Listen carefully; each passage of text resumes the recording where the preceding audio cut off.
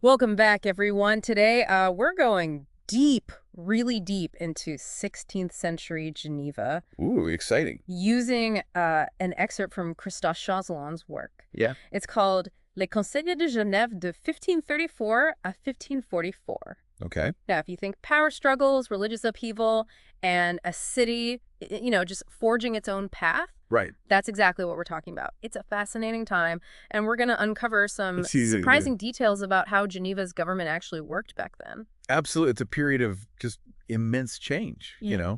Geneva had just won its independence and embraced the Reformation. Huge. The city was reinventing itself, figuring out totally new ways to govern. So let's talk about the Petit Conseil. Okay. This is the Council of 25, Right. the big decision makers. Yeah. You'd think they'd have like a rigid top-down structure. Yeah, you'd think so. But Chazelan suggests it was a little more complicated. Right. There were attempts at order, of course, Okay. like assigned seating and voting procedures, but the reality was, well, Yeah. more fluid. More fluid. Okay. Chazelan even mentions this concept of the échelle d'honneur, Interesting. literally meaning ladder of honor. Okay. It hints at a hierarchy within the council. Okay. But it seems this idea of a strict pecking order, Yeah. might not have fully taken hold until later. That's really interesting. It makes Yeah. you wonder if this loose structure was, intentional, Right. like a way to navigate those early uncertainties of a newly independent city, Yeah. or if it was just things evolving over time. That's a great point. Yeah. And the early council records really reflect this ambiguity. How so? Attendance lists were inconsistent, Okay. sometimes in one column, sometimes multiple. Huh. The order of names seemingly random. Oh, wow. And it wasn't until a specific ordinance in 1492 that things became standardized. So bureaucracy starting to creep in? Yeah, you could say that. What did this new order look like? Well, the 1492 ordinance stipulated a specific voting order, Oh. starting with the syndics. They were the top officials, At the top. followed by councilors in a specific pattern. Oh, wow. It also forced secretaries to record attendance more systematically, Okay. separating syndics from councilors in the records. I'm guessing this meticulous record keeping wasn't just for posterity. You're right. Was it tied to compensation? Exactly. Council members received a small payment for each session they attended. Interesting. Even members of the larger councils, Okay. like the Conseil des Soixante Mm-hmm. and the Conseil des 200 when they were called upon. Oh, wow. And interestingly, this payment system was abolished in 1537. That's curious. What could have prompted that change? Hmm. Was it purely financial, or was it a shift in how the council's role was viewed? It's difficult to say for sure. Yeah. Perhaps a combination of factors, Okay. including budget constraints and evolving ideas about Hmm. civic duty. Right. Chazelan doesn't really delve deep into the reasons, but it definitely raises questions about the motivations for serving on the council. Yeah. We've talked about the structure, Right. but what about the individuals? Yes. Who are these council members, and how did their personal dynamics influence decisions? Well, while there were attempts to establish a clear hierarchy, Okay. Chazelan suggests it wasn't always about formal titles. I see. Factors like personality, social standing, and competence likely played a significant role. So it's not just about who sits where, Right. but who commands respect and influence. Absolutely. It sounds like a very human system, It was. driven by personalities and relationships as much as by rules and procedures. Exactly. It's important to remember that applying our modern-day ideas of rigid structures Right. to the 16th century, especially in those early years of Geneva's independence, Yeah, wouldn't capture the full picture. that makes sense. We need to avoid imposing our present-day perspectives on the past. Absolutely. Now, what about the syndics? Okay. We know they were the top dogs. Yeah, at the very top. But was there a clear hierarchy among them as well? Absolutely. Yeah. Their hierarchy was based on l'assiette, L'assiette. which essentially translates to seating arrangement. Interesting. And ordinances from 1543 clearly state that seniority should determine the ranking of syndics. Okay. Longer service means a higher position. Sounds straightforward enough. Right. But knowing history, I suspect it wasn't always that simple. You're right to be skeptical. Okay. Chazelan provides several examples where seniority took a back seat to other factors. Such a... In 1536, for instance, Okay. Ami Porel, Mm-hmm. a seasoned syndic, Right. found himself ranked below Etienne Chapeaurouge, Okay. who was new to the position. Oh, wow. And in 1543, Antoine Chicon, despite his experience, Yeah. was placed behind Jardin de la Rive. So it seems like seniority wasn't the only path to prominence. Definitely not. What other forces might have been at play?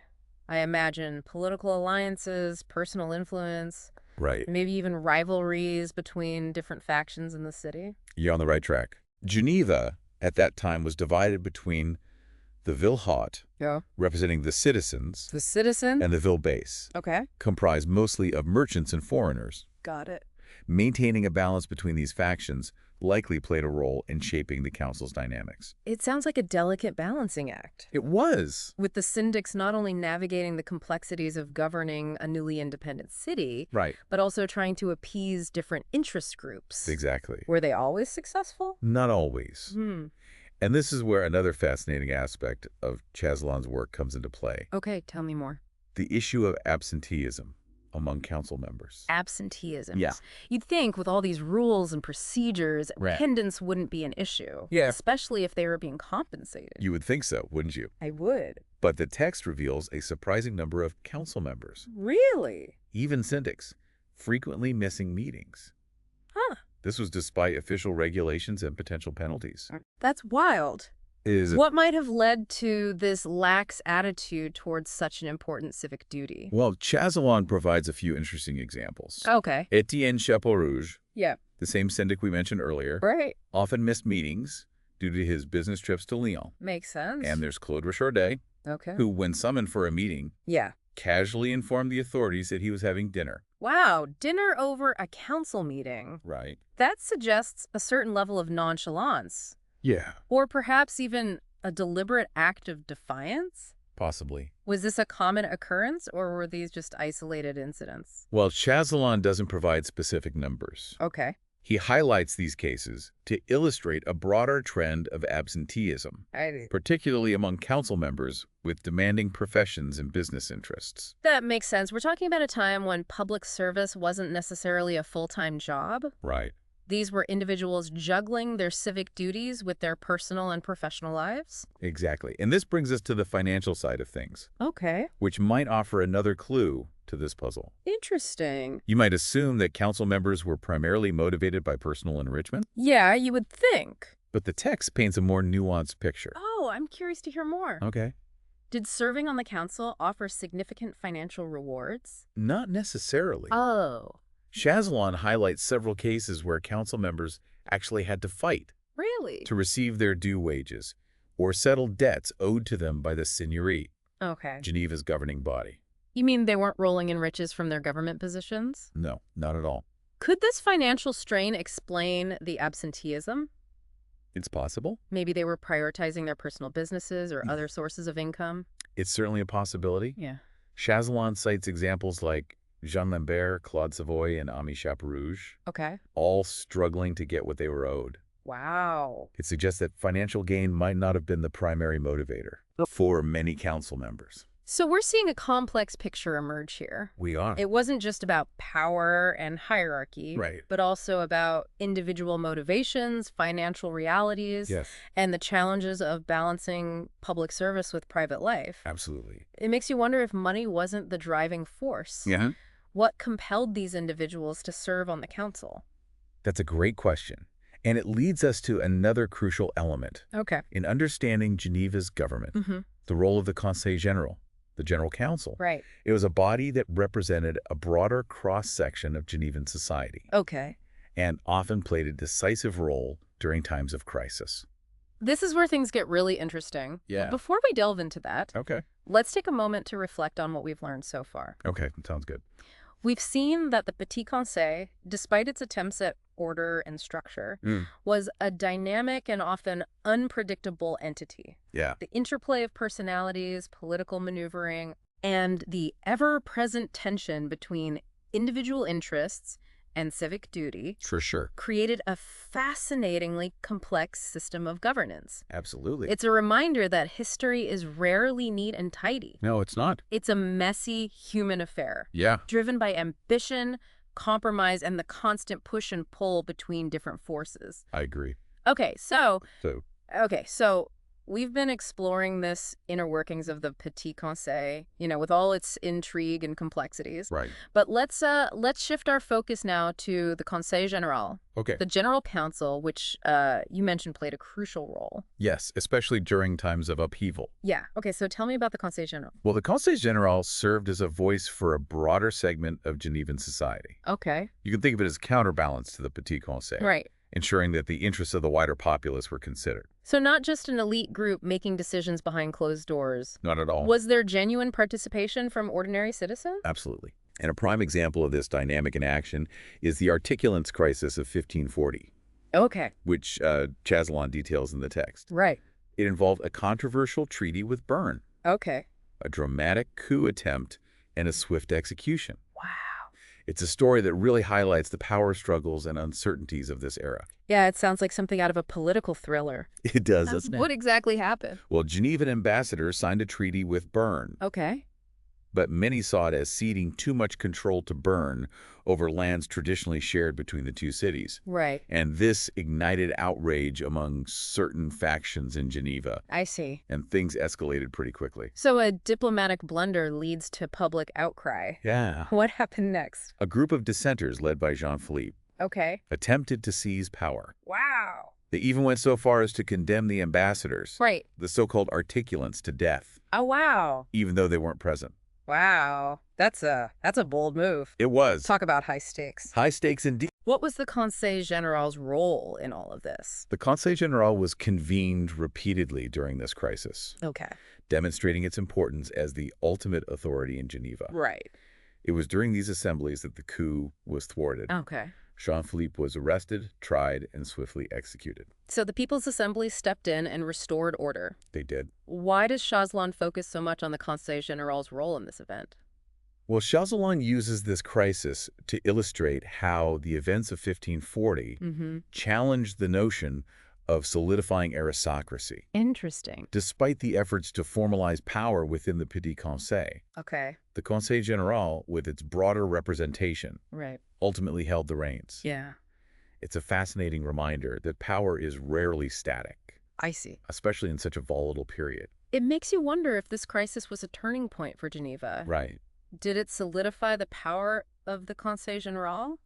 Or did things eventually swing back towards elite control? That's a great question. Yeah. And it's the kind of historical inquiry that Chazalon encourages us to explore. Right. He reminds us that simple narratives often fail to capture the true complexity of the past. Right. It's not a linear progression, but a dynamic process. Exactly. With competing interests, Yeah. shifting public opinion, and external pressures all playing a part. Absolutely. And this is especially true for Geneva in the years between 1534 and 1544. Yes. Remember, this is a city navigating its newfound independence, Right. the impact of the Reformation, Yeah.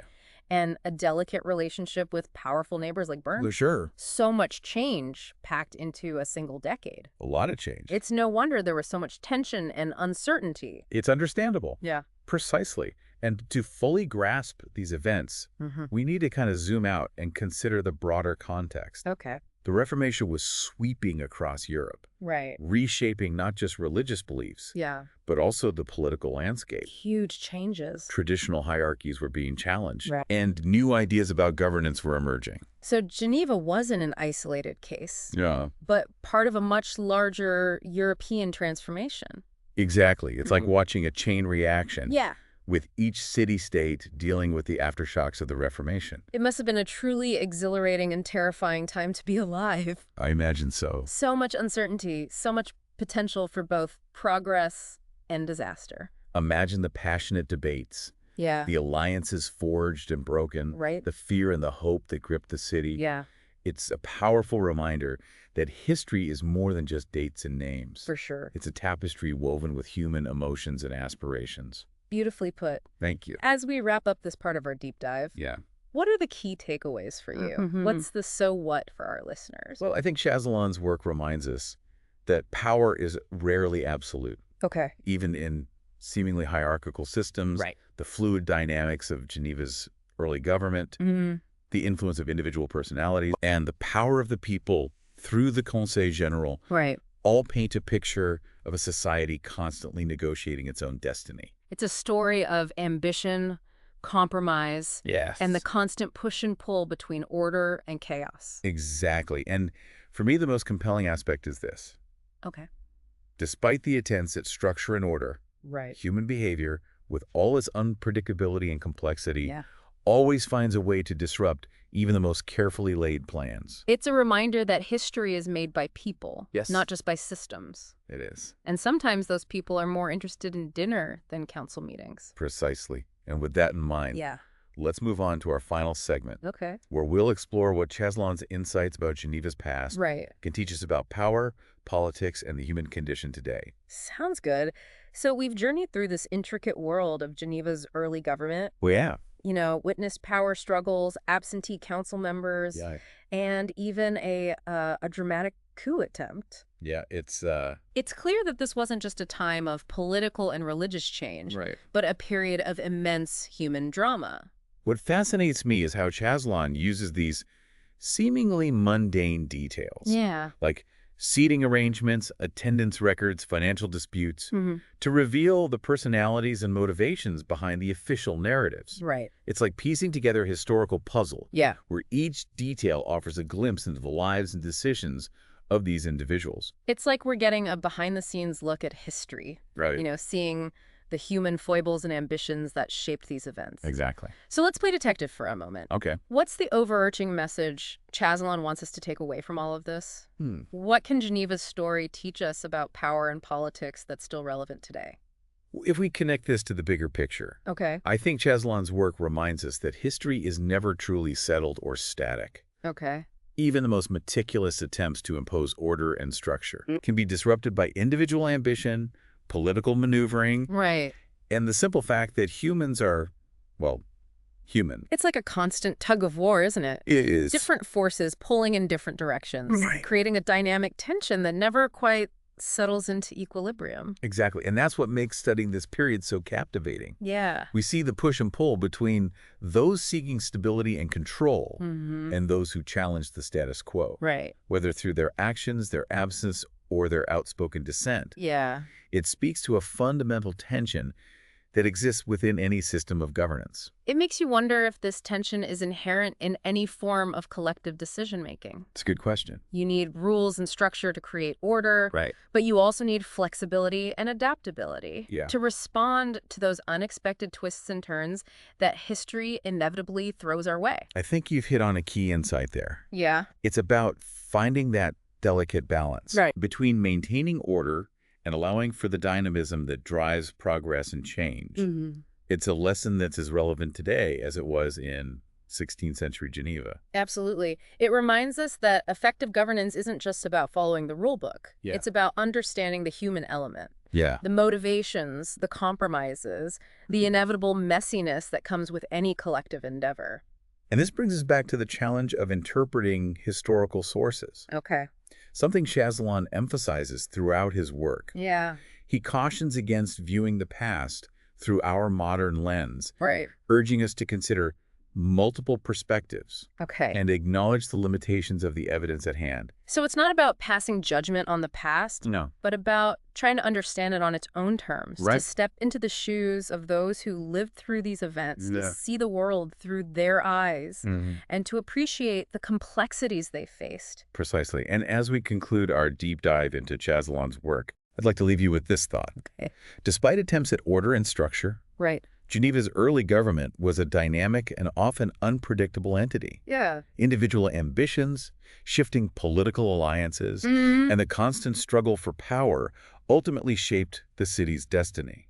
It's a story that underscores the fact that history isn't a static monument, Right. but a living, breathing process full of twists and turns, Yeah. triumphs and setbacks, and the enduring power of human agency to shape events. Absolutely. It's a reminder that we're all part of this ongoing story. We are. And our choices, big and small, contribute to the ever-evolving narrative of human history. For sure. A huge thank you to you for this incredible journey through Geneva's past. It was my pleasure. And to you, our listeners, we hope this deep dive has sparked your curiosity Yeah. and left you pondering the intricacies of history and the enduring power of the human spirit. Absolutely. Keep exploring, keep questioning, and keep diving deep.